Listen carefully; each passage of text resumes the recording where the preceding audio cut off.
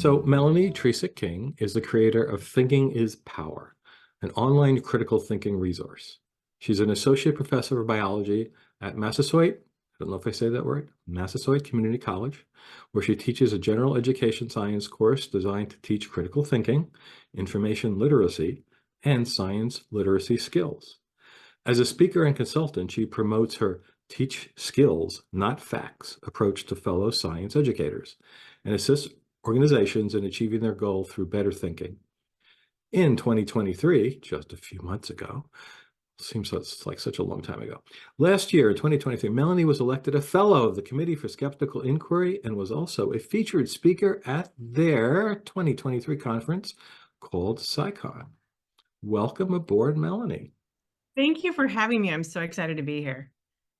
Yes, I am super excited too. And in our pre-show, some of us were gushing about your resources and how useful they have been for us. And I just want to thank you for sharing that with all of us. I think they're fantastic. I've used them as well as many of our other volunteers. And I am so excited to get to talk to you in person and hear more about it. So thank you. I'll add this just off the cuff. Melanie is like a shooting star in skepticism. Like a couple years ago is the first time she ever went public with any of this. And as I mentioned, she's been elected a fellow of the organization, and that's a big deal. That has people like Isaac Asimov and Carl Sagan, in it, and it's quite an achievement. So congratulations on that, Melanie. Thank you. And I just wanted to note on the Wikipedia page, my name is listed above Neil deGrasse Tyson.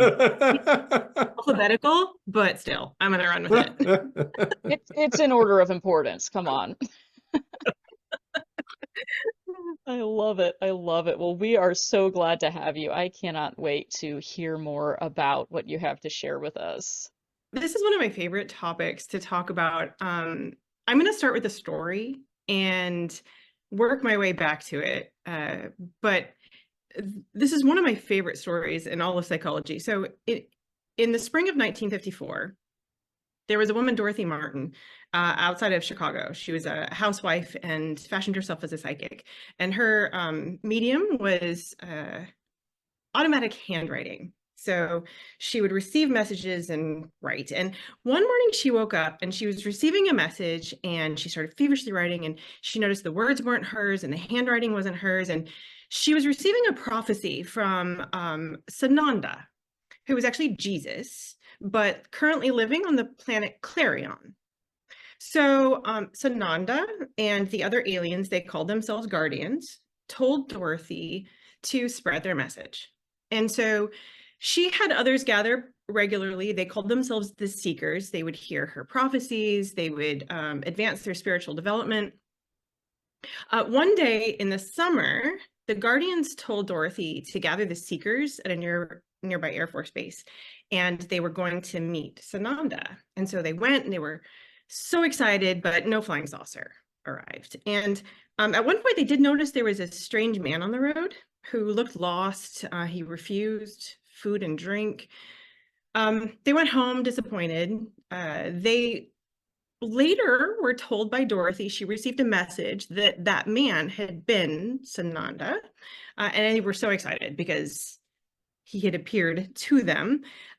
Then later in the summer, she received a message that there was going to be a global flood and it would destroy the entire earth, but the Jesus and the other guardians would rescue them in their flying saucer.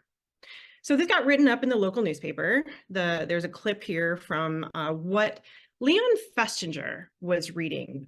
He was a psychologist in the Chicago area. He was picking up his newspaper, having his morning coffee, and he saw this doomsday cult notice in the newspaper. And he wondered what would happen. The prediction was that the earth was going to end on December 21st. And that's when they would be rescued. So he wondered what would happen on December 22nd, right? When the world didn't end, what would happen? So he and his fellow psychologists infiltrated the group to watch what would happen over the next several months. Now I'm going to come back to that. I want you to think about maybe what happened. I suppose it is possible that the world ended and we're all living in some alternate universe, but the world didn't end as we know it. And so what did they do? So this talk is about why facts don't change our minds. And so it's important to start with what it is that we believe. Beliefs are things that we think are true. There's a lot of ways to define this word, but basically, if you think it's true, it's one of your beliefs. And it could be anything from a factual belief to something that's subjective. They help us understand the world around us. They help us make predictions. And we act on our beliefs. They are our models of how reality work. And so when we don't align our beliefs with what is true, it can have serious impacts. Now, one of my favorite questions to ask students, and I would do this if we were all in a big group together, but is, are your beliefs true? Right? And that question, I mean, of course, I think my beliefs are true. If I didn't, I wouldn't believe it. But the chances that I'm right about everything are essentially zero. So I'm wrong about something. The question is, what am I wrong about? And I don't know that. Knowing is different than believing, but the feeling of certainty when you really think something is true is a feeling. It's something that happens to us. And it's not necessarily something we can even control, but it's important to know what's going on in our brains when we talk about believing things. Now, we come to our beliefs in a couple of different ways. I've broadly grouped them here. And the first one is our personal experiences. So we trust our personal experiences. I'm actually in a hotel room right now in St. Louis, in Missouri, the show me state, right? The show me and I will believe it. Now, this is one of the biggest, like if our personal experiences were lying to us, then we'd probably be dead, right? So we're getting good information from our personal experiences, but that doesn't mean that we're getting an accurate portrayal of reality. And some of the biggest reasons that you hear for why people believe in things that aren't true is because of their personal experiences. They'll say, I know that aliens are real because I saw a UFO. Or I know homeopathy works because I tried it and I felt better. So what happens is our brains use what it already knows, the biases, emotions, expectations, assumptions, all of those things. It looks for patterns, assigns meaning to those patterns, or assigns intention behind them. We're constantly looking for meaning and to make stories out of things. When I was a kid, I saw a ghost. So I must have been, I'm guessing 5 or 6. My grandma was staying over. She was sleeping in bed next to me. And I woke up and I felt this fingernail go up my arm. And it was really slow, drawn out up my arm. And I opened my eyes and I saw an old woman. And she had long, straggly white hair. I was terrified. So I screamed to my grandma to help me. And my grandma didn't wake up. I screamed and the woman actually, she covered my mouth so I couldn't scream. And I remember I can still feel like her cold hand on my face. And then she held down my chest when I tried to scream harder. Some of you may know what that is. Sleep paralysis. If you've ever experienced it, it's terrifying. By the way, my ghost was let me back up for a second. So when we're trying to explain something like sleep paralysis, this is what happens when our brains are awake, but our body is still shut off. We don't want to act out what's happening in our dreams because if we did, we could hurt ourselves. So the circuitry between our brain and our muscles are shut down while we're asleep. But in sleep paralysis, the brain is awake, but the body is not yet. And so if you're stuck in that in between and you're experiencing your brain is awake, but I can't move, it wants to know why I can't move. And so it tries to explain that using things that it already knows. This is where we get things like demons and succubi and ghosts and aliens and mass murderers and so on. In my case, again, I was 5, and the most scary thing my brain could think of was the witch from Snow White and the 7 Dwarfs. Like that, she was terrifying to my little 5-year-old brain. So to me, that was why I couldn't move. If I didn't know what sleep paralysis was, I could still be convinced that ghosts are real because I saw one.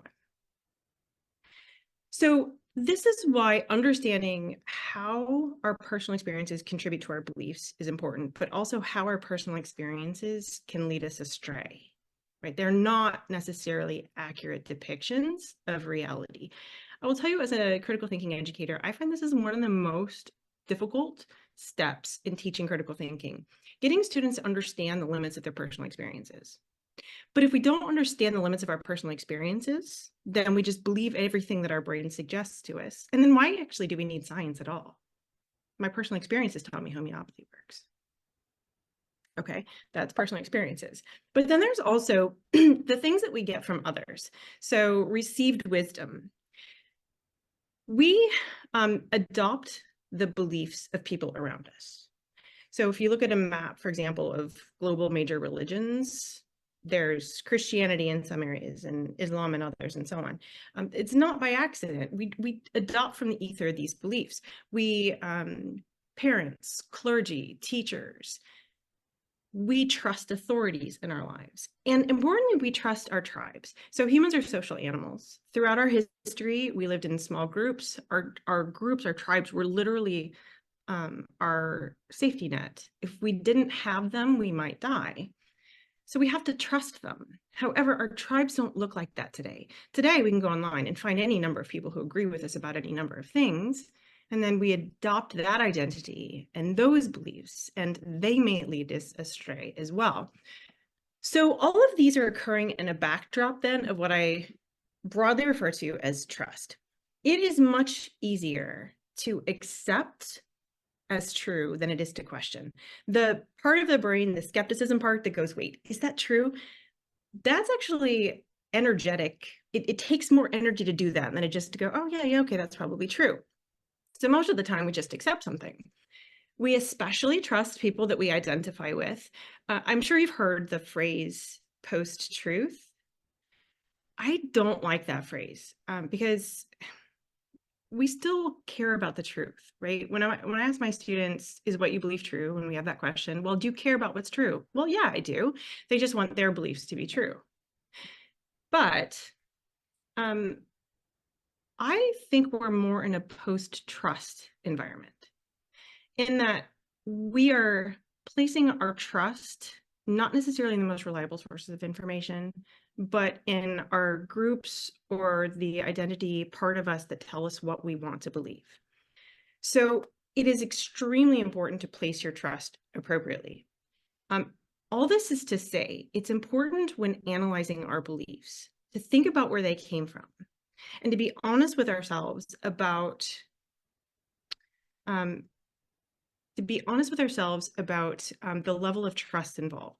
A lot of people like to think that, I come to my beliefs because I evaluated the evidence, right? I clearly thought through this. I used logic and critical thinking, all of the evidence, and that's where I am, as opposed to recognizing how much of it actually comes from trust. I know, for example, that the earth revolves around the sun. Have I ever done the math? Have I ever actually seen it, right? No, I trust people who are doing that. So just recognizing that our beliefs are coming from trust. Now, when we look at our beliefs, a very simplified view here is they form a web. So in this diagram of if you imagine all of the beliefs fitting together in a series of nodes and connections, and then at the very middle is our core beliefs.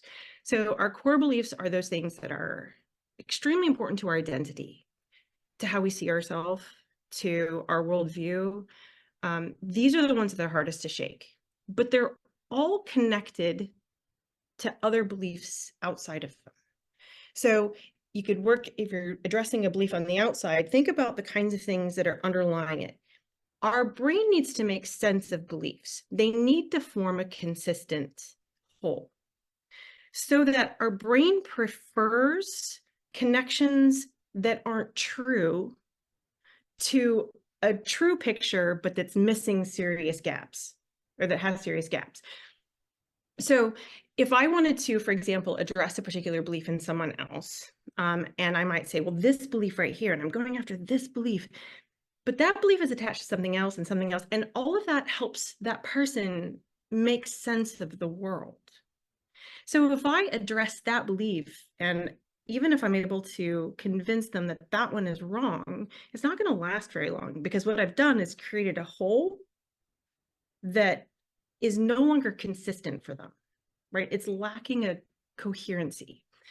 So people prefer inaccurate beliefs that are connected over accurate ones that aren't connected.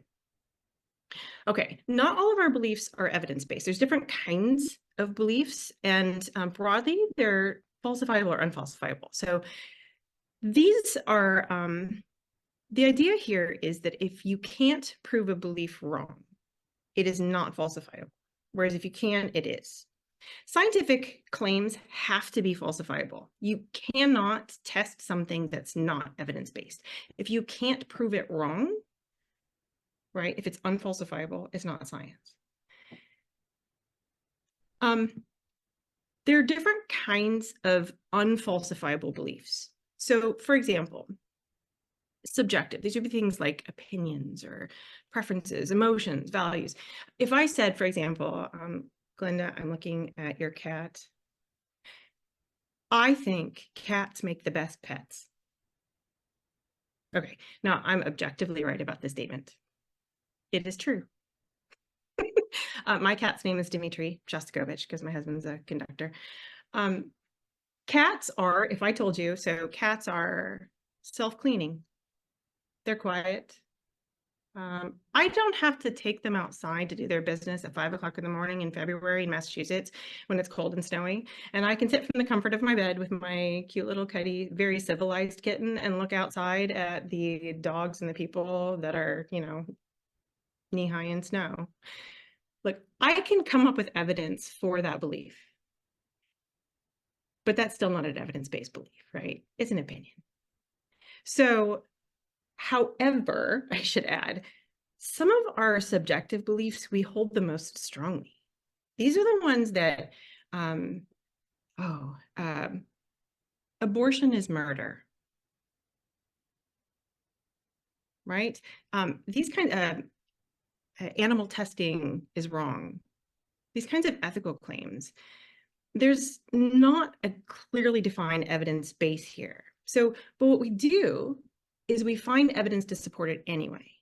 And there can be value in doing that if you're trying to have a good discussion over whether something is ethical or not, for example. But it is also important to note that that is a belief that is not objective. And therefore, we might want to be careful about being overconfident about it, except for the cats thing, because that's true.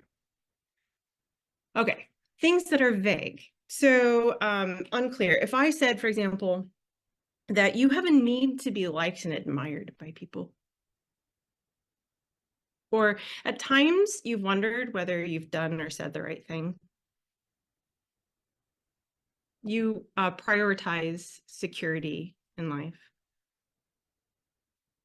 At times you could be introverted and quiet, but other times you're the life of the party. Look, those kinds of things apply to basically all of us. Those are what we call Barnum statements, named after P.T. Barnum.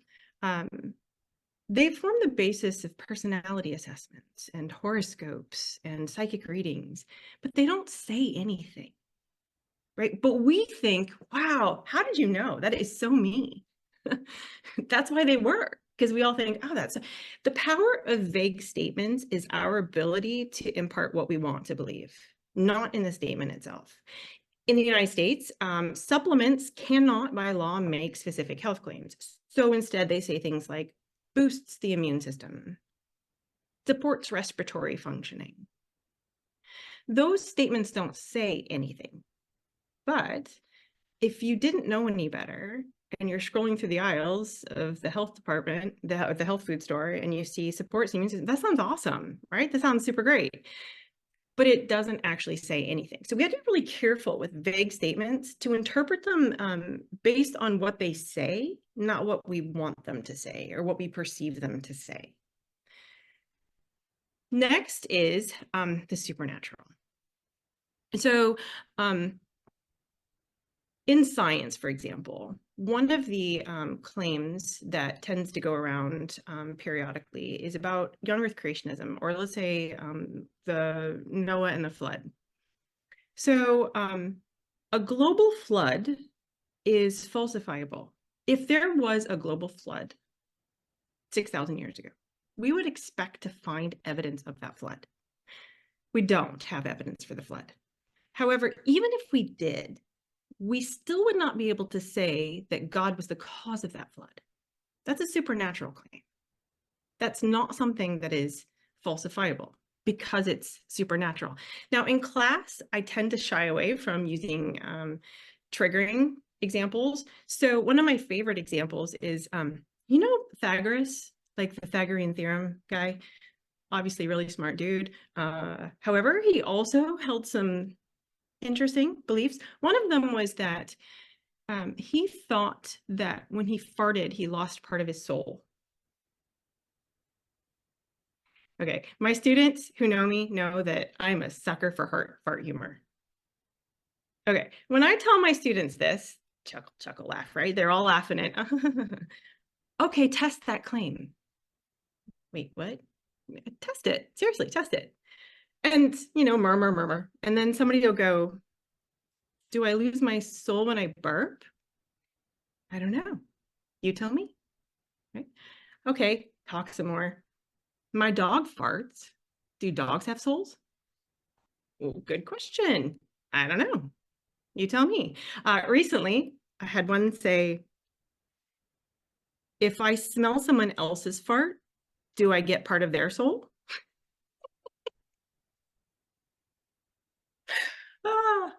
I don't know. You tell, right? And then finally they'll get to, well, what's a soul?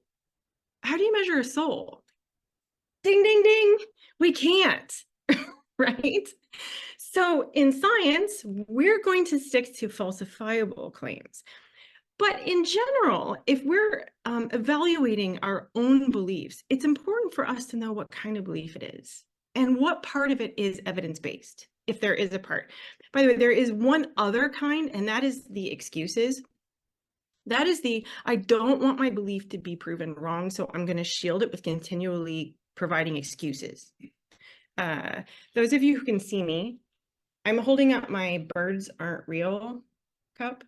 I don't know if you know this conspiracy theory. It's brilliant. It's a satirical conspiracy theory that holds that it's the satirical conspiracy theory that holds that the birds, the United States government killed all the birds in the 60s and 70s and replaced them with spy drones. So you know how when you see birds on power lines, they're charging up. Or like when a bird poops on your car, they're tracking you, right? There's always an excuse, and that's the brilliance of it. But that's how real conspiracy theories work. It's a constant reinterpretation of evidence, however it comes, to fit the original conspiracy theory to protect it from being proven wrong. So Melanie, you know, Yeah. Barry Carr has asked for suggestions for speakers for next CSICon. 6 months ago, I suggested the guy who created the birds are not real conspiracy, and he thought it was a crazy idea. So I need you to write to him and reinforce that. Done. Thank you. Yes. I mean, it's such a great teaching tool because again, it's non-triggering. Like it's hysterical. But now see it in your own life. And it's easier to see in others always. But then in yourselves as well. How many times we make excuses to protect a belief that we don't want it to be wrong? Okay. So George Carlin has this great quote. Have you ever noticed that anybody driving slower than you is an idiot? And anyone going faster than you is a maniac? Right. I am going the right speed. My beliefs are the right ones. I've thought about it, evaluated the evidence. I am unbiased. I'm reasonable. You're wrong. You're wrong. I'm right. Carlin is way funnier than I am. But here's the problem. We don't perceive reality as it is, but we think we do. You've all seen The Dress. The Dress. This is the dress that broke the internet. We've all seen this, but yet it is still amazing to be in a room full of people. And I'd be curious in the chat, who sees the dress as different colors? My husband and I have had so many discussions over this dress because he sees it as white and gold and I see it as blue and black. And again, it's a dress. Who cares? But it's still fascinating to be in a room full of people who disagree about the color of a dress. Okay, Now imagine political tribes forming around perception of something. There's a concept in psychology called naive realism, which is the idea that we think we perceive reality the way that it is. So if I didn't know any better, I think the dress is blue and black. Kara, you think it's white and gold. And if we never, so let's say that the two of us are looking at this dress and we see it differently. I think you're wrong. So I'm going to try and convince you about why I'm right, why you're wrong. Okay, so I'm going to throw my facts at you. You're not convincible.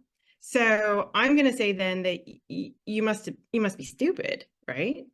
Or you've been tricked. I mean, it's possible. Or maybe you're evil. Maybe that's why you don't see the, oh, right? Well, here's the thing with naive realism. If we don't, if somebody else doesn't see things the way that we do, that's the first thing we do. Here's why you're wrong. Here's my facts. Why you're wrong. Next, if you're not convincible, I think that I'm trying to come up with reasons why I can't convince you. And those are usually stupid, tricked, or evil. Usually in that order, depending on how long we thought about it and how much this means to us. But imagine then, okay, you see it one way, I see it another way. Why do we disagree? Like, the more interesting part isn't that we disagree. It's why we disagree. So a better response, more productive, I should say, response would be, let's try to work together to figure out what color that dress actually is. And in this way, we don't become adversaries. We switch from adversarial conversations to working together on the same team to try and figure out what reality is. Here is a meme that's slightly different. If you're looking at it from this way, it's this. Both are right, partly, but it's still not the full picture. So if we're not open to why we disagree and not actually curious, skeptical of our own conclusions, curious about each other's, humble in the ability to admit that we might be wrong, then we might not ever actually discover what truth is. So again, I like to use non-triggering examples. The dress is great for that because people get really fired up. It's a dress. Back to, just for a hot second, the flying saucer. This was the 50s in the United States. And the World War II had just ended. There was a space race, Cold War. For the first time in all of human history, it was plausible that humans could go to space. There were movies about what's in space, comic books, TV shows, theme parks. We had a culture saturated with UFOs. Sometimes we like to say that seeing is believing, but actually sometimes believing is seeing. We see what we expect to see. Our beliefs are confirmed by our perceptions. So if I, throughout all of human, 2,000 years ago, looking up at the sky, I wouldn't have been primed with flying saucers, so I wouldn't have seen a flying saucer. But in the 50s, it made sense to see a flying saucer when there was something in the sky that I couldn't explain. So even if we have the same information, we can reach different conclusions. This figure here, this graphic, is Pew. It is asking Republicans and Republican-leaning people and Democrats and Democratic-leaning voters their perception of the U.S. economy. Okay.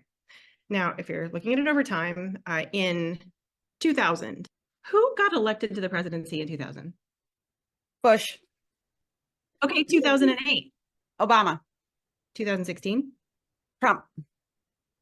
Notice what happens. An election happens and automatically my guy's in office, the economy is awesome. The other guy's in office, it's in the potty, right? And then switch overnight and then switch the perception of the US economy. Now, there are ways to objectively measure the US economy, but these are perceptions of it. If our perceptions of something like this can alter so rapidly, have you ever watched a sporting event with someone who is rooting for the other team? You see a Unfortunately, yes.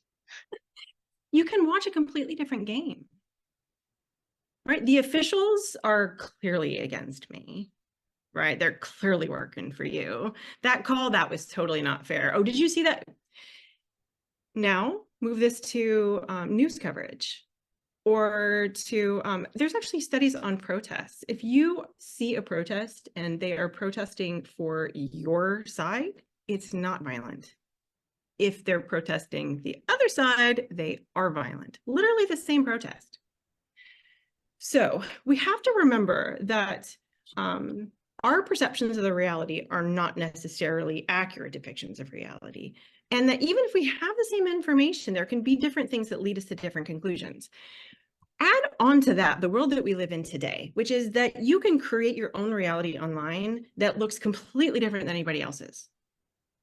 This is the filter bubble effect, which is funny. I do this with my students. If you get a chance, you're hanging out with somebody, pull up your favorite social media platform, newsfeed, whatever it is, and scroll through and see how the feeds differ. Our feeds are the result generally of two things: personal choices. In social media, news aggregators, and so on, these are free. So we are the product. Our attention is the product. They want us to stay on those platforms, so they give us content that they think we want to see to keep us engaged. So we also teach it what we want. Like literally all of my social media platforms have learned that I like cat videos. So I get lots of cat videos, and I'm grateful for that. Honestly, I think cat videos are probably the best use of modern technology. But if it was Democrat and Republican, or if it was somebody who is religious versus somebody who is atheist, your feeds can look totally different. And what that means then in reality is that your brain, the beliefs, the worldview are constantly reinforced, and we lose the perception of someone who shares different beliefs than we do. So I said personal choices. The other thing is technology. So we teach algorithms what we want to see, but then technology learns us. Something else that contributes to the filter bubble is the kinds of things that keep us engaged. The biggest reasons that we fall for misinformation are when it confirms our biases, when it triggers us emotionally, and if we hear it repeated. So if I'm scrolling through my news feed and I see something that confirms what I already think is true, if it fits with my worldview, why would I be skeptical about it? Why would I stop and check? Of course it's true. It makes sense. I'm more skeptical, sorry, of things that don't fit. So if I see something like, oh, proof of Bigfoot, wait, what? That doesn't seem right. But if I see cats make the best pets, well, yeah. So confirmation bias is a killer when it comes to believing false information. It's also why we fall for satire. Like, if you ever fallen for satire, I know I have. It fits with how we see the world. That's its power, but also it makes us laugh. So the triggers emotions, anger, fear, and outrage are particularly powerful, and those tend to keep us engaged. But satire makes us laugh, and that's why we fall for it. And then the reiteration effect. So this is also known as the illusory truth effect. Basically, the more we hear something repeated, our brain mistakes ease of processing with truth. Studies show that even if you're told something isn't true from the get-go, but then they expose you to it multiple times, you're still more likely to believe it. Because, oh, I've heard it. Now put yourself in an echo chamber where that information is repeated and repeated and repeated. Moving along with how we think, I really like the elephant and rider analogy. This is from Jonathan Haidt. So we are emotional and biased, but we think we are rational. So imagine in your brain, if you have an elephant and then you have a rider on top of the elephant. So the rider is the part of your brain that you think of as you. It's the part of your brain that can think logically, that can find evidence. It's conscious, it's voluntary. You have to turn on the rider. The elephant is always on. It's the unconscious, involuntary. It's emotional. it's biased, it's fight, flight, or freeze. Actually, there's the 4 Fs. So fight, flight, freeze, or mating. But it's that sort of underlying part of the brain that just makes snap decisions. It jumps to conclusions using what it already knows, what it thinks is true, jumps to a conclusion, it suggests it to the writer, and the writer, instead of, oh, I don't know, is that true? Let's logically analyze that. Let's look for evidence. The writer just goes, yeah, that sounds about right. Here are the reasons why that's right.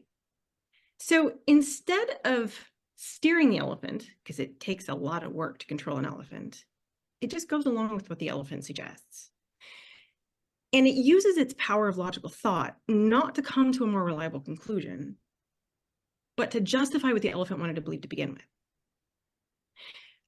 An example here. I love frosting. So cake with frosting. Honestly, I could just eat frosting. So let's say that I have cake and frosting and it's sitting in my fridge and it's at night and I'm like, yeah, I really want cake and frosting. My elephant is raging. It's like, eat the frosting. My writer goes, wait a minute, is that the best idea? Like, oh, it's a lot of sugar. It's not so good for you. Been trying to be on a diet. I really want the frosting.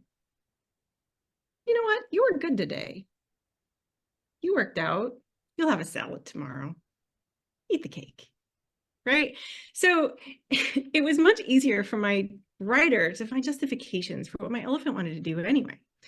If you think of the writer more as the elephant's lawyer or its PR department. So if you take a step further, though, I have a writer and an elephant, but so does everybody else. So if we're having a conversation with somebody else, especially if it's over a contentious issue, we all think that our writer is talking to the other writer, but actually it's a 4-person conversation, mostly motivated by the elephant.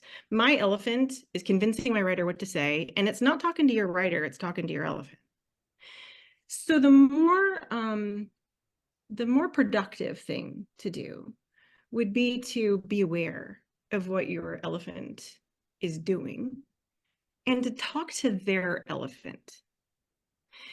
We get a lot of, I spend a lot of time online communicating science, and one of the constant things that I fight is this idea that our intuition knows best, right? Listen to your gut, right? It knows what your head doesn't know. There are times that we should listen to our gut. Like if I'm alone in a parking garage late at night and I hear noise, I'm going to be listening to my gut. But there are also times to question my gut. And usually what happens is the gut figures out what it wants to think, and the brain figures out how to think it. In this analogy, the gut is the elephant, and I probably just put in way too many analogies here, but hopefully that made sense. Where using our writer to think more logically and be aware of what the elephant is trying to say, as opposed to just trusting the elephant. When we are thinking through information, we tend to think that we follow evidence to a conclusion. So this would be reasoning, where there's a body of evidence, and then we can use reasoning and logic to come to the most reliable conclusion. I hear all the time, facts don't care about your feelings. That's true. But actually, it's also true that our feelings don't care about facts. And facts are almost never neutral. We can use facts to come to almost any conclusion if we are motivated enough. And there's the elephant part. So what we usually do is there's the desired conclusion. We've come there from our elephant. It's an identity issue. It's an emotion. It's a tribal issue, whatever it is, we've come there. We then use motivated reasoning and confirmation bias to find the evidence that we need to find, because if we look hard enough, it's going to be there. Find the evidence, the facts that we need to support the conclusion that we wanted to be true. The bad news is that being smarter or having more education is likely not protective and actually might make things worse. Because the smarter we are, the better we get at rationalizing what we want to be true. If we're not keeping our biases in check, then we just get better at finding justifications. So when we're talking about motivation, we are more motivated to defend beliefs that are tied to our identity. When we attach a belief to how we see ourselves,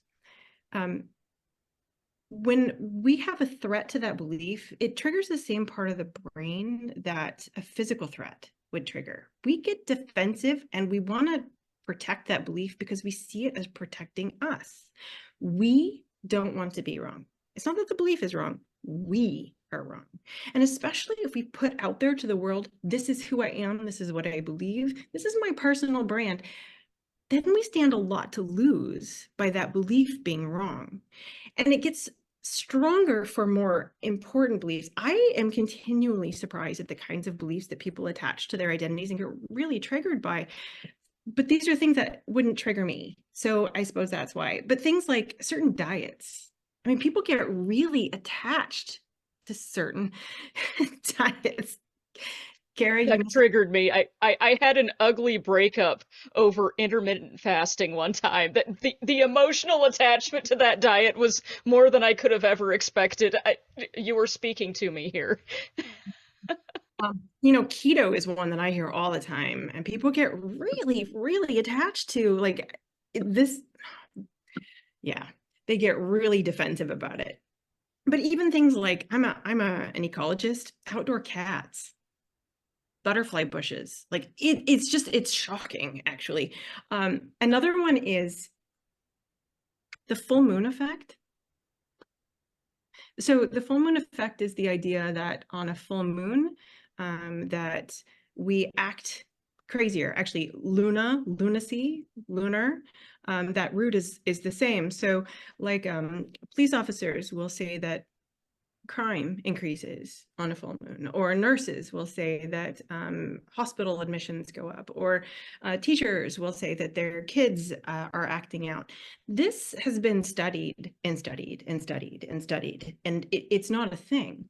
And people will come with all kinds of reasons why it's still true, plausible mechanisms, which don't hold up to scrutiny, but there's nothing to explain it. It's not a real phenomenon. But every time I post about this, oh my goodness, like the pitchforks come out because they really, really believe this and they don't want to be wrong. But that's me. Now, stand back and go, well, if we've got a belief that is also attached to my tribe. So there's a social psychologist, Brooke Harrington, who has a great quote, and I am paraphrasing here, but it's something like, if there's an E equals MC squared of social psychology, it's that social death is worse than physical death. Think about this for a second. We've seen people, for example, die of COVID, not believing that COVID was real. And it seems completely illogical to not accept that when the consequences of that are death. But yet, the importance of maintaining social standing within that group matter that much. Our tribe is important to us. It is losing them. Let me say this differently. Have you ever noticed how much easier it is to disagree with people who aren't in our social groups than it is people who are? Yeah. Because if we say, you know what, actually, I'm not sure that's true, we face possibly losing our social connections, our sense of safety, or our social support. So we will attach these beliefs to our tribal identity, our group identity, and we defend that belief. One more thing about social psychology here with this us and them and tribalism. Humans are a social species, but in order for there to be an us, there has to be a them. Right? In order for there to be an in-group, there has to be an out-group. And we see like political tribalism right now ramping up with how so we dislike the other side so much that we're becoming more and more pulled apart. Actually, it's called affective polarization. It's not that we necessarily like our groups that much, we just really don't like the other group. But this us and them is constantly pulling apart. We think, though, that these beliefs are well thought out, they're evidence-based, they're logical.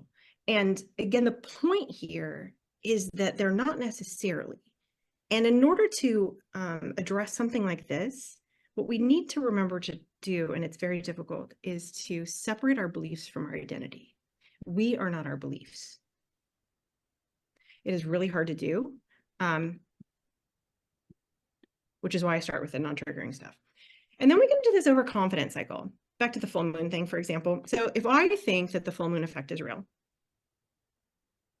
when my students are acting out, I'll be like, you know what, it must be full moon. It's not a full moon, I'm going to let it go. It is a full moon. See, I was right. It's a full moon. There's my confirmation bias. And then I get more confident that I'm right. So my motivated reasoning led to confirmation bias, which leads to overconfidence, and then the cycle goes on and on and on. Daniel Kahneman, who won a Nobel Prize in part for his work on cognitive biases, was once asked if he had a magic wand and he could rid the world of one bias, what would it be? And he said overconfidence. Because if you're overconfident, you can't learn. You're not going to change your mind, right? So not being so confident, we think being willing to, yeah, you know what, I could be wrong. Funny tangent here with confirmation bias. My husband and I like to play cards. And we have this card game that we play called golf, and we've played a lot of games, but I suppose I should be honest here and tell you I really don't like to lose. And so when we start to play, I'm like, oh my God, you're gonna beat me again, aren't you? He's like, what are you talking about? You win all the time. What are you talking about? You won last time, or you beat me all the time. So here we go again. You're gonna beat me again. Well, he's actually been keeping score. So we have data. And the data show that I think I'm up like 70 games to 40 or something. I'm kicking his butt. But we only know that because he's been keeping score. If he wasn't keeping score, I would still firmly be convinced that he wins all the time, because that was what was important to me, and that was what I remembered. So if you have data, great. If not, recognize you might be wrong anyway. Remember the alien story? All right, what happens? So remember the end of the world date was December 21st. They thought the world was going to end. So they gave away their money, their jobs. Some of them lost their kids. I mean, the world was going to end. They didn't need that stuff. And a lot of people made fun of them. So they were like becoming more and more insular. They moved in with Dorothy. They were getting ready also for the end of the world. They were told that metal would interact with the UFO force field or something, and so like they removed zippers and tooth fillings and took off their glasses and all that kind of stuff. But the most important part was that they needed to believe that they would be rescued, because the aliens were going to save them. They were going to come on December 21st, but they could come at any time, so be ready. On December 17th, they got a phone call. Captain Video from Outer Space called, saying that a flying saucer was going to land in the backyard at 4 o'clock. So they all got ready, went outside, waited for the flying saucers, and nobody showed up. They did not realize that that was apparently a popular TV show at the time, and a radio show, and they were being pranked. So people were making fun of them, but they received a message later that they were, it was a practice session. The aliens were testing them. They just wanted to make sure that when the date came, they were ready. So on December 18th, they got another call. The aliens were coming now. No saucer showed up again. They're like, wait a minute, is it the metal? Did I forget my tooth fillings? You know, what was happening? On December 21st, the date finally came. And this was coming through Leon Fessinger and his group. He has this great book, When Prophecy Fails, that talks about this. And he describes the scene as, you know, excited, tense. This was finally, they were going to be vindicated. They were going to be saved. Everybody who had mocked them and shunned them, they were going to be not only shown to be right, but live while everyone else died in this terrible flood. Okay, so midnight came and there was no aliens. 12:05, still no aliens, but somebody noticed the clock in the room was wrong. So they had a bit more time. 12:10, Dorothy got a message that there was going to be a delay in the plan. At 2:20 in the morning, there was still no aliens. Dorothy received a message from Sananda, and they were to take a coffee break. So they took a coffee break. At 4 o'clock in the morning, still no aliens in the group. Stunned silence, like looking at each other. What is going on? I'm curious. What do you think? What do you think they did? Did they assume that they got it wrong and that it was going to happen at a later time instead? Oh, interesting. They figured it was a time zone mix-up. Ooh, well played. Cara, I thought you were going to start by saying they actually admitted they were wrong. Oh no, I doubt that very much. Does anyone think that they admitted to being wrong? No. Right. So really what we're trying to figure out is what justifications did their writers find? Yeah. So at 4:45, they got a message, and it was that there was not going to be a flood because their belief had saved the world. Convenient. Honestly, it is the most perfect justification if you think about it, because not only were they right, they were so right that they saved everyone. Honestly, and all those other people were so wrong. They just have no idea that they were saved by these people's belief. you are welcome. Yeah. Actually, at this point, before they'd been pretty insular, but at this point is when they started to proselytize.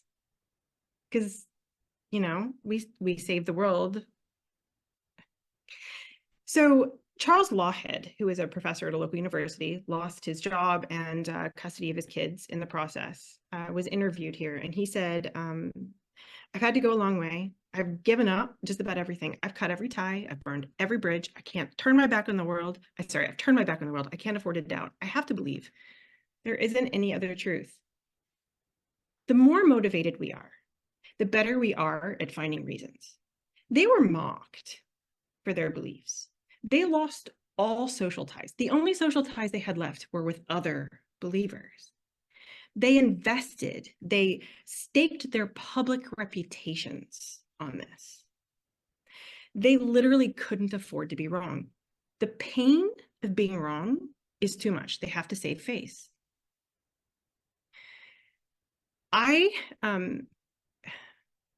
Mocking is really easy, and I will admit to doing it occasionally. It is so much easier to mock than it is not, but people don't change their minds when mocked. There's a time and a place for satire and for jokes and so on, but telling someone they're stupid and telling someone that, how in the world could you be so dumb for believing it? It's not ever going to change someone's mind. Circling back, why don't facts change minds? Because it's not about facts. Now, certainly facts can change minds, and sometimes it is about facts, but oftentimes it's not. On its surface, it looks like it is, because I'm spouting my facts and you're spouting your facts, and so it looks like it's a factual conversation, when actually there's underlying motivations. Our elephants are motivated by biases, emotions, values, identity, and they are finding the justifications that we need to find to maintain those beliefs. They're rationalizing. So remember that there are 4 of you in the conversation. Be aware of your elephant and talk to their elephant as well. So take-home messages here. Your writer is capable of thinking critically, but train it to do that. Notice what your elephant is doing, and don't use your writer to prove your elephant right. Actually use it to think critically. Remember that our perceptions can lead us astray. You are not your beliefs. Be comfortable with uncertainty. Be humble. Admit you might be wrong. Be curious, like honestly curious. So in a conversation with someone else, asking questions from an honest place of curiosity can go a long way. Making that connection, and it's a difficult thing to do, because if you come at it the wrong way, just asking questions, it can come across as kind of adversarial. But truly from a place of curiosity, and we're skeptics, so we should be able to model this kind of behavior that we want others to be able to have as well. Now, talking to the elephant, then, have empathy. Others might actually be perceiving reality different. They might have different information. So what are the roots of the disagreement? Dig down. Are they values, worldviews? But connect at that sort of emotional level, the kinds of things that you have in common. Once you make that connection, hopefully the conversation goes better. If you are an educator, I would like to add, you all are learning way too much about me, probably, and my sense of humor. This is butts hunting, which is amazing and hysterical, and like the TikTok videos are brilliant. So if you want to entertain yourself later, I would highly recommend going on there and doing that. But using these kinds of, this entire presentation that I just gave could be done without any of the triggering stuff, right? We can have these kinds of, I call it critical thinking training wheels. Start with the things that aren't triggering, that aren't identity defining, right? Start there, teach skills, work your way up to something a bit more. So I have an exercise here, but I just want to end. My website is free. I've got resources on there, like a foundations mini course. I've got stuff for educators. I've got a list of some of my favorite things under resources. And I'm also on social media, so I'd appreciate the follow. Yes, I will put those links in the chat. I know a bunch of people are going to be really interested in getting some of those resources. And as an educator myself, I am super excited to use some of this, if you don't mind. Please do. Yeah, this is so important. This is one of those topics I think that is a great example of one of the things that when you're teaching, you need to be teaching people how to think, not what to think, or how to evaluate information rather than a list of facts. And these are the skills that you're teaching us that people can actually take forward with them into the world and use over and over and over again, rather than just repeating out a factoid about, a squared plus b squared equals c squared. But, instead evaluating whether farts impact your eternal soul.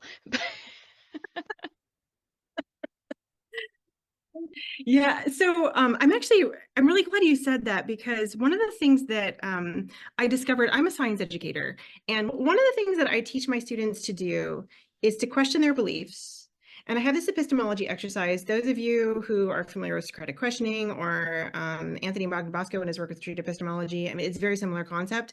It's my attempt at simplifying something. I structure, give them simple examples, and then build on it over the course of the semester. And then also you can have conversations with it. So for example, what I would do, if I'm asked you to think of something that you think is true, I'm going to start with something that is not triggering. So I'm going to say, how many species of elephant do you think there are? Ooh, okay. I Do already you want feel us to like this tell is going you, to be or a just trick. keep this in our head? No, please do. Yeah, tell me. 3. 3. I was Okay. going to go 4. I'm 5. Okay. I'll go in for 2. Okay. How sure are you that you're right? I'll say, since memory is fragile and I just may be remembering what I know wrong, I'll say 99% wrong, but I've heard this several times, not too far in the past, on science documentaries. I'm gonna pull a Rob here, like he did with the dress, and say species is Hmm. not really a great term. It's a no, little no. bit of a social construct. No, it is. They can't interbreed. And no, that's Okay, no, it's an important question. Like, what is a species? yeah. How do we define a species? It's a group of animals that can only interbreed with themselves and not with others. I'm a But does biologist. that include producing any offspring or producing viable offspring? And does it matter? Viable. Yeah, we'll stick with viable. And does Oh it my matter if they're goodness. viable under some circumstances, but not all circumstances, or have been Oh my viable God. or You're not wrong. now? Shut up. You Shut up, Carl. listen, pandemic assholes. Let's move on. It's an interesting crowd I'm asking these questions to. Okay, so what I would do then is 0 to 100. How sure are you? And by the way, these are really good questions. And you're right on one of the biological species concept is a group of organisms, not just animals, that can and do interbreed and produce viable offspring or fertile offspring. There's different ways to define species too. That is the most common. So let's go with that one, I suppose. 0 to 100, just in your head, put it someplace. I would also say avoid extremes. So for sake of time, you don't have to tell me what it is. Avoid extremes. Source of your belief. Now, Rob told me maybe nature documentaries. This is getting you to pinpoint down in your head where you got this from. Right. And it wasn't just a random thing. As I recall, they were saying most people think it's X and it really is Y. So Rob, I think I should have discluded you from this because I think I've done this exercise with you. Reasons for believing it's true. This is where you try and figure, like, use your brain if you can to find the reasons that you think it's true. If for something like this, it's not so important, but how could you figure it out? Now, probably Google, right? Yeah. So why do you think it's 5, Helen? Because I've heard from like nature documentaries, there are different types of elephants besides Asian and African, and I know the number is higher than like 3 or 4. So I don't. Oh, you know that. Mm. I will like. Mm. I don't 100%. I'm like, okay. I am like 60% certain that it's more than 5.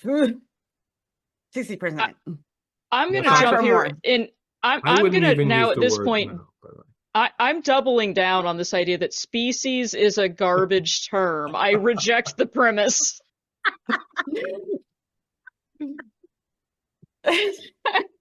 What have I got myself into? It's just elephants. It's a kind Kara. We will die on this hill. How would you feel if you were wrong? About species being a garbage term, I will not budge on this. But less wrong than somebody can convince me that color is a real aspect of the universe. Oh my goodness. Yeah, okay. I'm not emotionally attached to being wrong on this. So if I'm wrong, I'm like, okay. This thing about species featured in my PhD dissertation, so I would be embarrassed if I was wrong. Oh. I'll be vulnerable here with y'all. That would be embarrassing for me. Interesting. Ooh. Okay. So, what would change your mind? Well, I would like to say that facts would change my mind, but I mean, but there's this elephant that you're riding. My elephant is gonna evaluate these facts and determine if they really are facts or if they're, excuses or not very good. Are you gonna die on the elephant hill? I am gonna die on this elephant hill. So, by the way, that the feeling, well, Kara, apparently not the feeling I was going for. Most people aren't emotionally attached to the number of elephant species. Yeah. And so it's a really good lesson to just reflect on that feeling of not caring if you're wrong and being like, oh, that's cool. I learned something new. I'll update. And imagine feeling that for any other belief. Okay, now the answer. Currently, we recognize 3 species. In the olden days, there were two. There was the African and the Asian, but in the early aughts, the African elephant was divided into the savanna and forest elephants based on genetic evidence. And you're not wrong, though. There are other types of elephants. So, for example, there is a pygmy version of the forest elephant. It's not recognized as a separate species. It's probably a subspecies. There's also, I think, 5 different types of Indian elephants, including a pygmy version. It's an interesting question. And in class, it gives me the opportunity to talk about really cool biology, like how do we define a species and what's a subspecies and what do we mean these different types? And also, you know what? Facts change. Because when I was first teaching, there was 2 species of elephant, and now there's 3. And you know what? I have a Facts. chart that says when I was your age, Pluto was a planet. Oh, yes, Pluto. Poor Pluto. Yes. Pluto was a planet recently, right? That was recent, wasn't it? And people are awfully emotionally attached to Pluto still, and interestingly. But that's a point. That's just, it's definitional. And there's a lot of people on the religious end of it. See, science doesn't know what it's talking about. It thought Pluto was a planet. Now it's not a planet. You know, somehow learning new things is a bug rather than a feature in Yeah, some people's yeah. view. Yeah, the idea I posted recently about how facts change, and people got really upset about that because facts almost seem to be like this sacred thing that are timeless. And you know, open a textbook from 50 years ago and see all the things that are added, changed, wrong. That's what happens is we change our knowledge with new information, and that is a good thing, right? We always want to be learning. By the way, if you're talking with somebody else, so I used an example that was non-triggering, hopefully. But if For you're some people. talking sorry, Cara. But if you let's say you're having a conversation over something, and one of the first questions that I always think is useful to ask is this: proportion your how true you think this is. That initial step is unique to some people. They've never thought about proportioning acceptance of a claim. It's either right or it's wrong. It's true or it's false, right? As opposed to, I might be wrong. I'm going to put it right now at 90%, and I'm going to be willing to move. So proportion, how sure are you that you think this is true? The next step would be to not ask them why they think that it's true. If I ask you why you think you're right, you're going to tell me all the reasons that you think are right and probably become more convinced that you're right. As opposed to, why might you be wrong? Interesting, you said 90%. Why aren't you 95%? Then you come up with your own reasons for why you might be wrong, which is way more powerful than me doing it for you. I can't download my reasoning in your head. You are doing the hard work here. I've had people ask, well, then what do you do if you're talking to somebody who says they're 100%? Okay, so that's a different, you want to start the conversation with proportioning, but you can even say something like, you know, let's imagine someone is 90% or 95%. Imagine somebody being 90. Oh, why might they not be more confident? So not making it personal, but putting it in a like hypothetical someone else. But all of that has a way of, if not necessarily changing their mind instantaneously. Oh, and then there are extinct species. Yes, is this an elephant? This woolly mammoth that I'm holding up? Does that count? I Is guess that I should have another said one? extinct species of elephants. Ah, okay, now we're drilling down. We're gonna get to the bottom of this. That's a good question. I never looked up whether mastodons or mammoths were elephants or elephants is a family after that species level. I don't know. That's interesting. I don't know either. So we could all perhaps adjust our answer now if we were to expand to additional times and spaces. Yes, we could.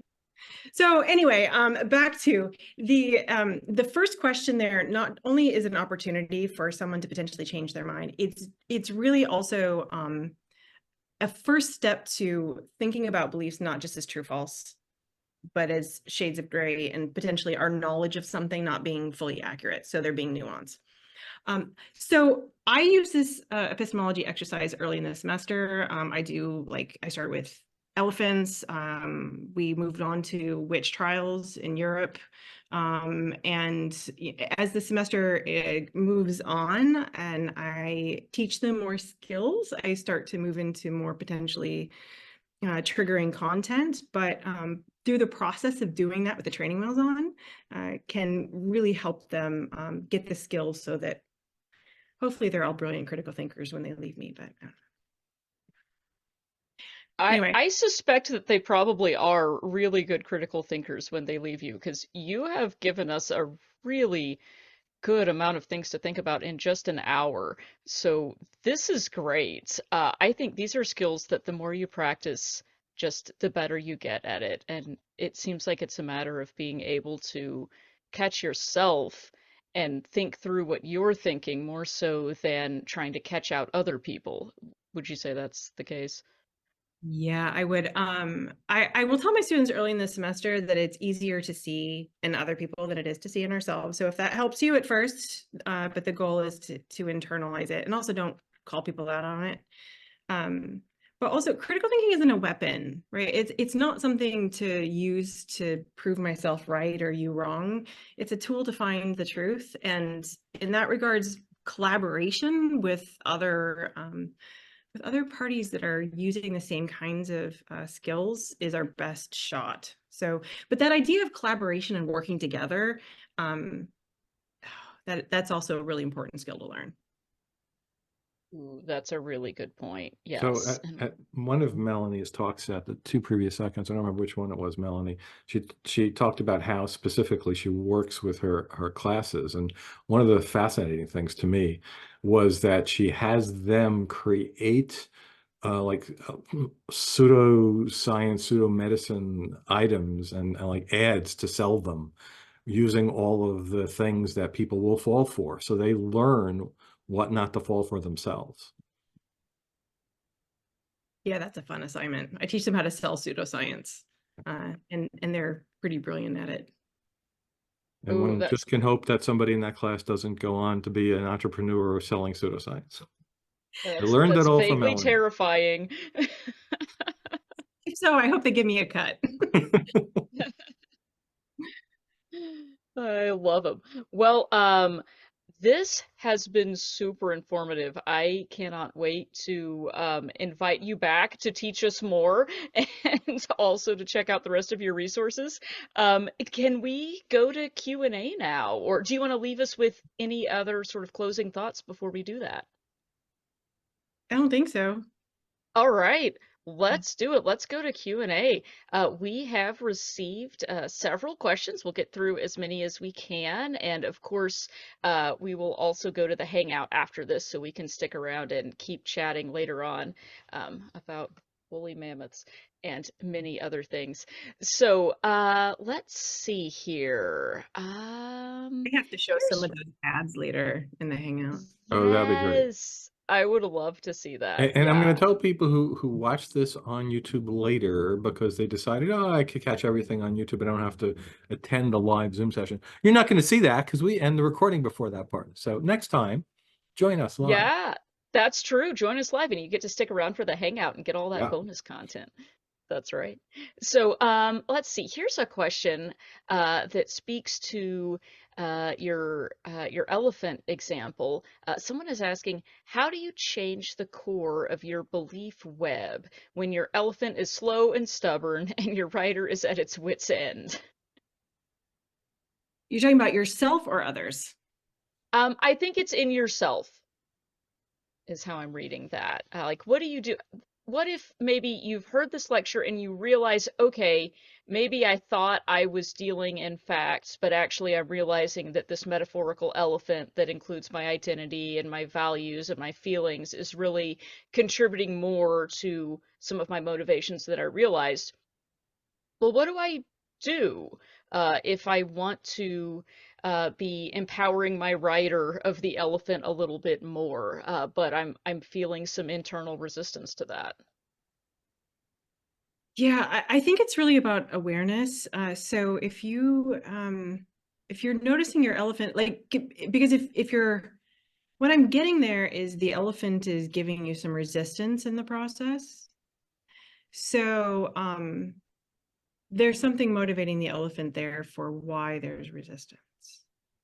So trying to drill down on that. By the way, this is metacognition, and it's thinking about thinking. And the more we're aware of what's happening in our brains, the better we are at noticing it further and being able to choose something different when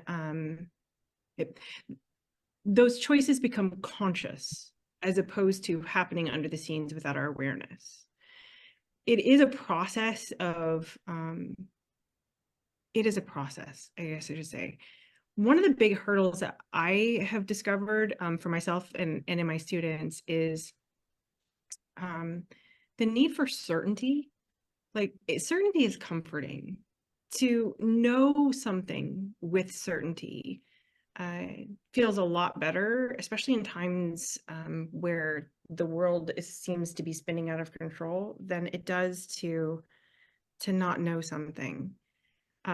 I face this a lot, slight tangent here. I face this a lot with when I talk about memory, because our perception isn't the best, but our memory is terrible. And we don't remember things the way that we happen. And every time we recall a memory, we write it. We add new information. We update with new things. It can be polluted by other people. And for some people, the idea that they don't remember an experience or their past or their childhood the way that it exactly happened is really uncomfortable.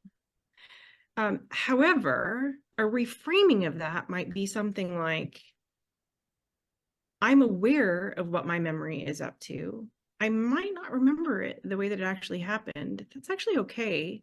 And it's actually within my power to rethink how I'm remembering that.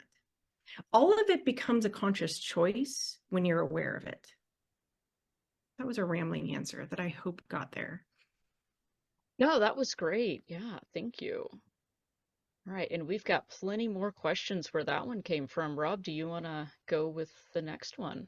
Yeah, so someone asked, how should I start and guide a conversation with my spouse about our beliefs if she has stated that she is not open to questioning her beliefs? Or should I just avoid conversations of this nature altogether? I feel like that's a question for a therapist. I'm not sure I'm capable of answering that question. I will say that probably one of the few lessons I took with me from Sunday school was to how much easier it is to be in a relationship with someone who has similar core beliefs that you do. I don't think I took it the way that they intended it, but I do find that it's helpful for me. I'm honestly not sure what I would do if my husband had different beliefs in that way. Yeah, it's one of the bigger problems that comes up on the helpline, actually. And often it's because people got married with the same sorts of beliefs in a religion, and then one of them deconverts, and that's the person calling us. And I just had a call like this recently. And yeah, I think it is good to point them to some sort of therapy.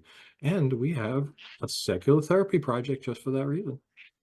Yeah. No, and I think that was a great answer. Like, I really appreciate, Melanie, you saying that and recognizing, hey, this is a question that may be outside of my expertise, but let me refer you to somebody that may be able to answer that better with their knowledge set, because that's something that we should really all probably be doing more often. When you mentioned about being humble and being less confident, not trying to answer everything to everyone and pretend like we know everything that there is to know about everything, because we for sure don't.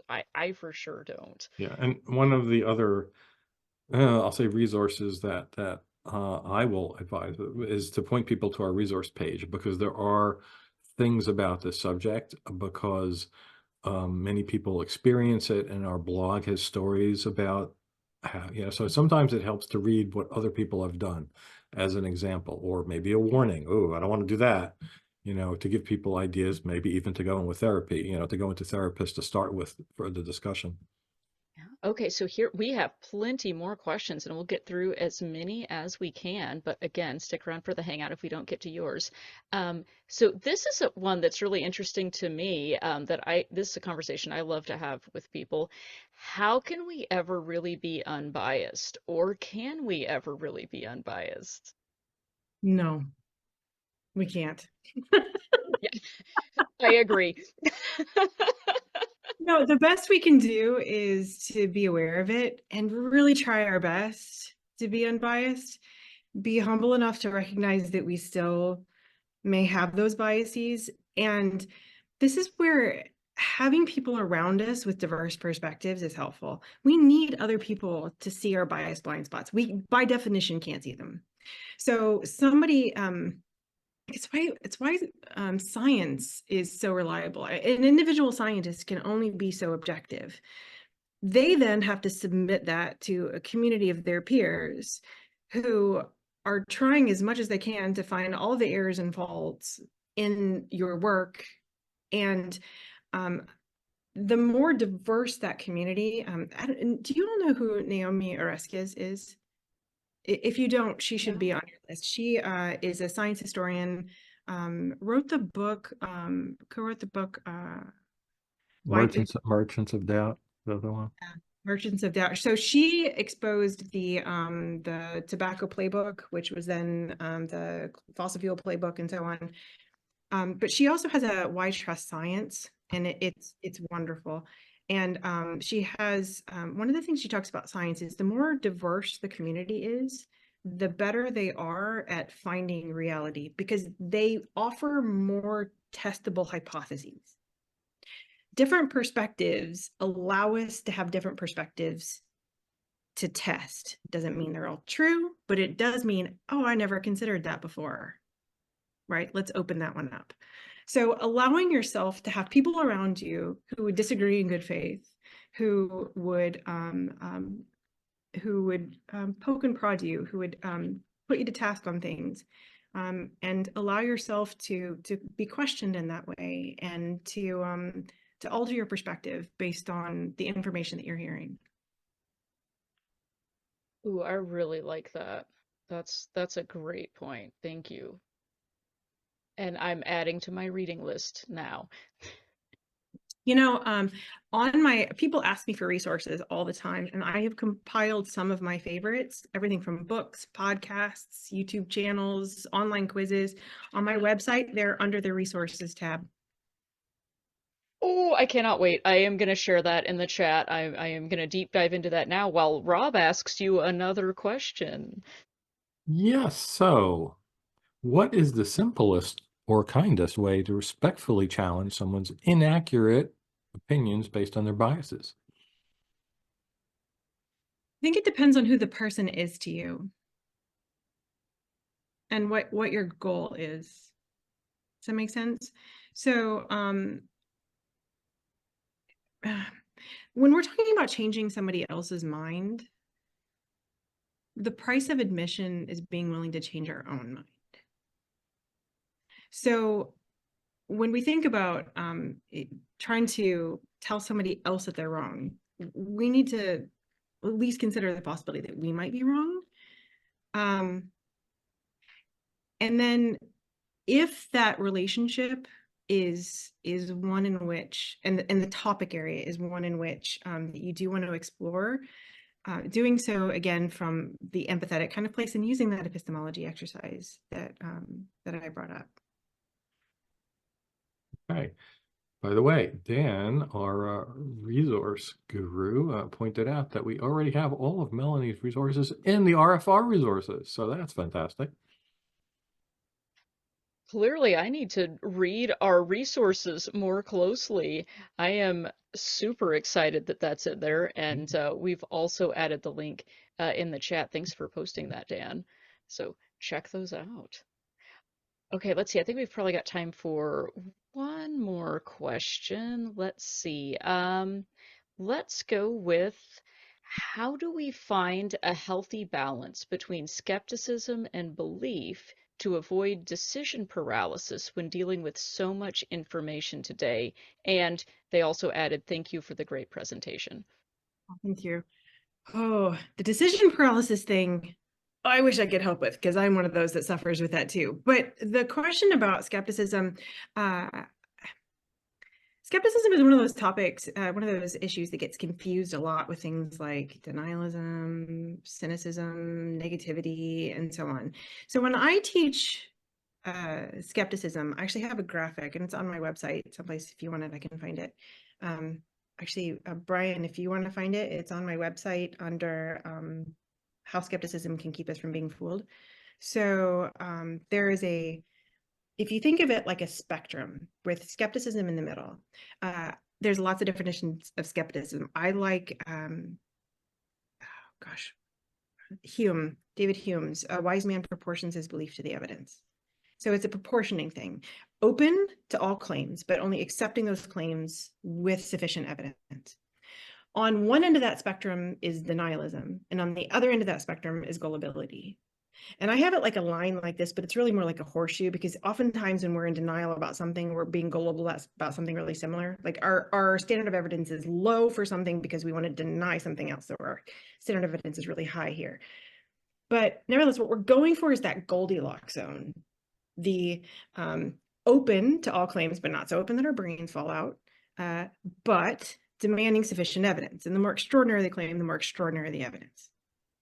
I think somebody very Yes. famous said that. And yeah, Carl Sagan, I think. So, because I teach gen ed science, and what I was teaching intro bio and trying to get my students excited about biology, and I realized I was just teaching them to memorize a bunch of facts they were going to regurgitate and forget, and probably leave hating science as much as they hated it when they got to me, and not actually taking anything useful from the class that would help them when they needed to find information and make reliable decisions. So in the process, though, of designing a new course, what I realized was if I want my students to be able to understand science, they need to first understand why we need science to begin with. And we need science because we're irrational, because we're biased, because we're emotional, and because, if I take a pill and I feel better, why isn't that sufficient evidence, right? When I teach students about that, how we come to our beliefs, about the kinds of biases that get in our way, about basic skepticism, about the limits of our perception and memory, after all of that, they start to understand why we need science, why we need the logic of a double-blinded randomized control trials. That makes sense after I first teach them all of that. And also, I would add misinformation. There's a lot of really great work being done trying to counter misinformation. But if we're going after misinformation, climate change misinformation, evolution denial, vaccine misinformation, or even just how to fact check things online, if we start with that, but don't teach students about why they'd be fooled in the first place, then they don't even think to be skeptical of their own thinking and check. So the reason I package lessons this way is that I have learned that these skills are the most important core elements when it comes to better thinking and then being able to understand more reliable systems of knowledge production.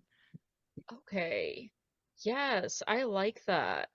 And I really like how you're describing this as a system of thinking rather than necessarily a series of facts, or you do these steps and everything will be revealed. This is something that is dynamic, that you're working with continuously. Is that right? Yes. Yes. I like that a lot. Okay. Well, on that note, I think we should start wrapping up and getting ready for our hangout. Is there anything else that you would like to leave us with before we wrap up and do that? So my website, thinkingispower.com, social media accounts. The biggest one is Facebook. I try to put stuff out every day. I'm trying to grow a YouTube channel, and I'd really appreciate some support and some love on YouTube. I loathe Instagram, but I'm trying. So with a little bit of encouragement, I'll stick around. And if not, I'm happy to let that go. I hate Twitter, but I'm there too. TikTok. Okay. Most epic Yeah. cat videos are on TikTok. And on that note, let's go ahead and wrap up. And I want to bring on Dr. Daryl Ray, our president and founder, to leave us with some closing thoughts and impressions. Daryl, welcome. Oh man, I almost thought you were going to say lead us in a closing prayer, but thankfully you didn't go there. Melanie, Thank goodness. God we're not having a prayer. Melanie, thank you for doing this. And from a terribly failed, classically trained tenor, I would love to hear your soprano. Are you on YouTube somewhere? You got some recordings? I try not to put myself out there. So no, my Oh. husband. Oh, I was looking at I was spying on you as you were talking. Yeah, I'm going to investigate him too. I used to actually sing, but I don't really anymore. But anyway, yeah, I thought I was going to be a tenor until I basically flunked out of music theory in college. I could sing, but I could read music, but I had no clue what theory was. Hey, I don't know if you know, but Anthony Magnabosco is one of the longest serving volunteers for Recovery from Religion. I mean, going back like 7 years, he's been volunteer, maybe 8 years, long time. You know Anthony?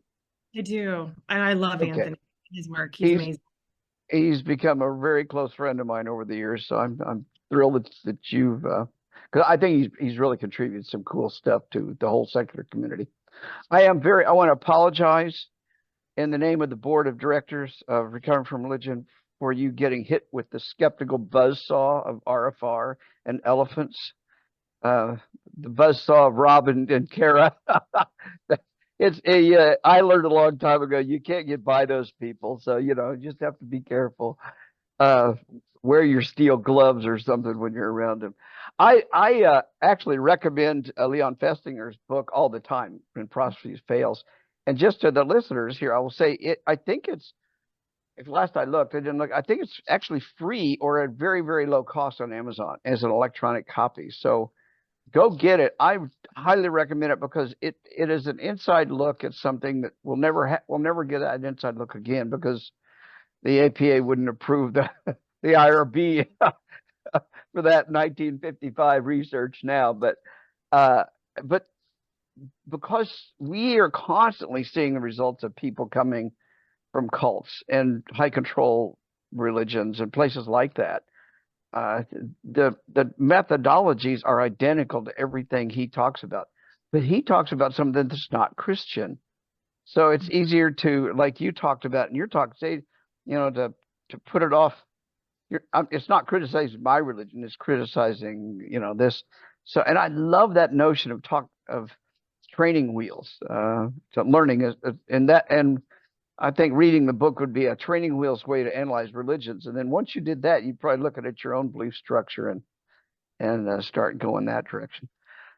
I like the web of beliefs metaphor. I think it really shows why when you attack one belief, it seems to upset a whole bunch of things in the apple cart, and why people get so upset. It's what appears to be pretty modest evidentiary claims or requirements, but you're really attacking the essence of their identity in many ways. I loved Kahneman's book, Thinking Fast and Slow, although I wouldn't recommend it. If you like to read, it's a great book, but you'll be reading for 3 weeks. It's enormous. Everything you've said today should be applied and could be applied by our volunteers. We get phone calls and chats and our volunteers are constantly applying the skills you've been talking about. But I think if you listen to what Melanie's talked about tonight, it will really help you improve your own skills. So I'll just say thank you. This was a great evening. I've enjoyed every minute of it.